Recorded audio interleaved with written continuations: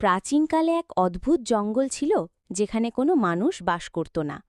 সেই জঙ্গলে ছিল নানা রকম প্রাণী, পাখি আর ফুলের সমাহার। কিন্তু আশ্চর্যের বিষয় হল, ওই জঙ্গলের শাসক ছিল এক রাজা ও রানী, যারা লতাপাতা দিয়ে তৈরি পোশাক পরিধান করতেন।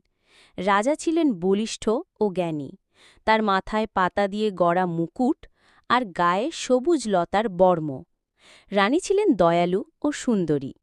তার লম্বা চুলে সবসময় ফুল ও পাতা গেঁথে থাকত, আর গায়ে ছিল বুনো লতাগুল্ম দিয়ে গড়ার শাড়ির মতো পোশাক। জঙ্গলের প্রাণীরা তাদের দেখে মুগ্ধ হতো এবং সবসময় তাদের আনুগত্য প্রকাশ করত। রানী সব প্রাণীর দুঃখ কষ্ট ভাগ করে নিতেন। যদি কোনো হরিণ অসুস্থ হয়ে পড়ত বা কোনো পাখি তার বাসা হারাত, রানী নিজে গিয়ে সাহায্য করতেন। একবার শিকারীরা জঙ্গলে প্রবেশ করে প্রাণীদের ফাঁদে ফেলতে শুরু করল।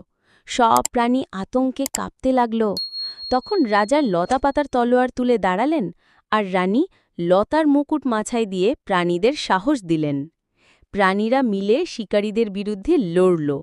বানররা ডাল ভাঙল, হাতিরা গর্জন করে তাড়াল, আর সিংহরা সামনে থেকে নেতৃত্ব দিল। অবশেষে শিকারীরা জঙ্গল ছেড়ে পালাল। এরপর প্রাণীরা রাজা ও রানীর জয়ধ্বনি দিল। সবাই বুঝল, তারা শুধু শাসকই নন, জঙ্গলের অভিভাবক। সেই থেকে লতাপাতা পরিহিত রাজা রানীর গল্প আজও জঙ্গলে বাতাসে ভেসে বেড়ায়।